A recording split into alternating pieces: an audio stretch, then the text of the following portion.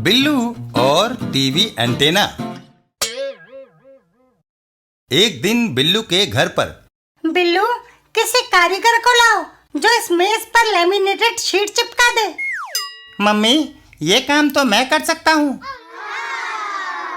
लेकिन मैं नहीं चाहती कि सरेश फैलने से कमरे का फर्श बर्बाद हो।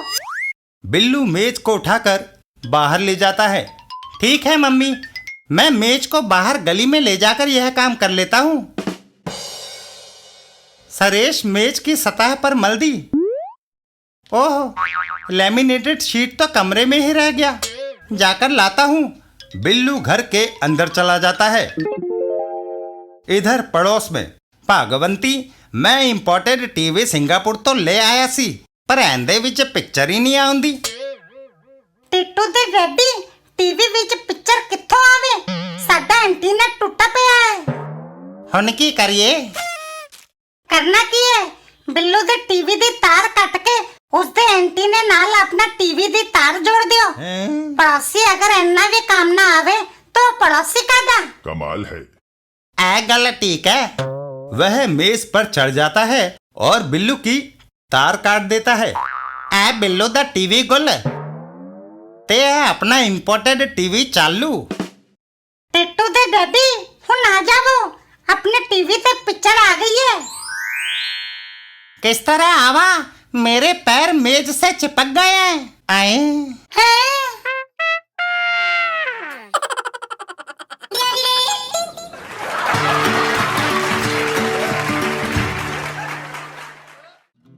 पिंकी और छोटे क्यों नहीं हुए।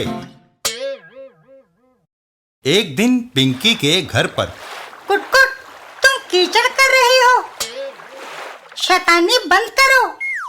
तभी कुटकुट खिड़की से बाहर कूद जाती है। रुको, उसे रोको, वह किसी को नुकसान ना कर दे। पिंकी कुटकुट के पीछे दौड़ लगाती है। तभी कहाँ गई वह? कुटकुट एक घर की खिड़की से अंदर कूद जाती है। घर के अंदर, ओह, उसने मेरा सोफा कुतर डाला। कुटकुट सोफा कुतर कर वापस बाहर भाग जाती है। इधर पिंकी, तुम्हारी गिलहरी ने मेरा सोफा कुतर दिया। वो आदमी हाथ में डंडा लेकर कुटकुट के पीछे दौड़ता है। मैं तुम्हें जिंदा नहीं छोड़ूंगा। कुटकुट दौड़कर एक पेड़ पर चढ़ जाती है और उसकी कोटर में घुस जाती है। तुम चाहे छुपने की कोशिश करो, मगर मैं तुम्हें जहन्नुम से भी निकाल लाऊंगा। वो आदमी पेड़ की कोटर में हाथ डाल देता है। तभी आई, मुझे बिच्छू ने काट लिया। इधर पिंकी घर पर, दादाजी, आप बचपन में कैसे थे?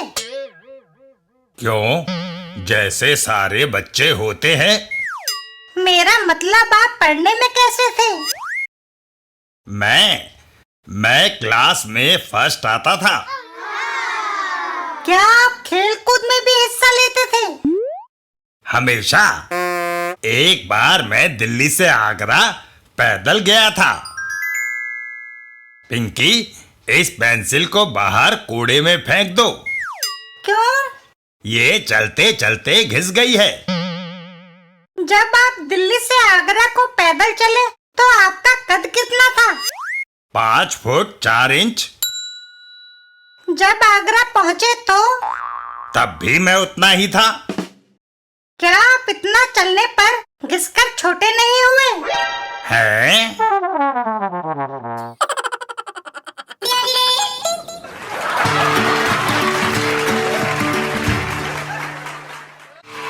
चाचा चौधरी और जाना फिल्म देखने।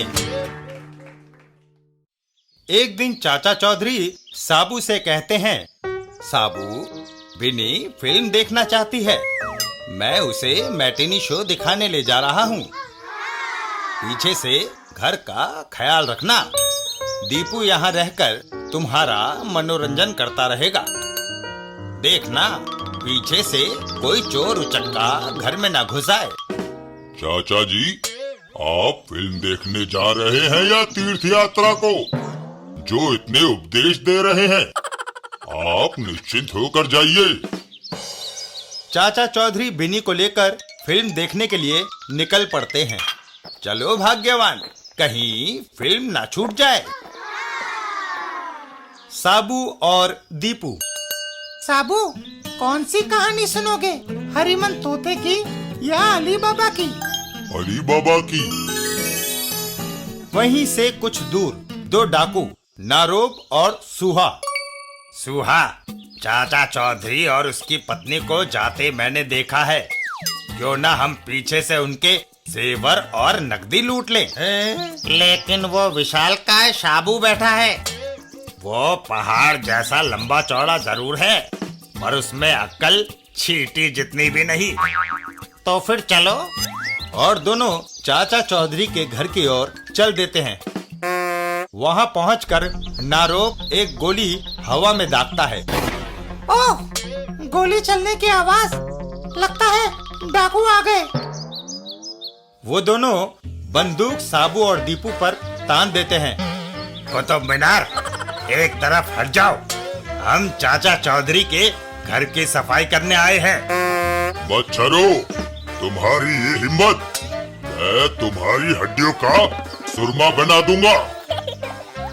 खबरदार, अगर तुम 1 इंच भी आगे बढ़े तो मैं इस लड़के को गोली मार दूंगा।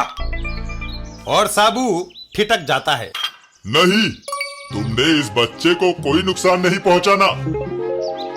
नारोब और सुहा दोनों डाकू हंसने लगते हैं। सुहा, मैं इस लड़के को काबू में रखता हूँ, तुम अंदर जाकर सारे जेवर और पैसे ले आओ। ठीक है। तभी पीछे से एक वार नारोब के सर पर होता है। दूसरा वार सुहा के ऊपर। दोनों जमीन पर गिर पड़ते हैं। चाचा जी, आप जल्दी कैसे लौट आए? सिनेमा थिएटर पर हाउसफुल था, हमें टिकट ही नहीं मिले। चाचा चौधरी साबू से मुखातिब होते हैं। साबू, इन बदमाशों को पुलिस स्टेशन ले जाओ।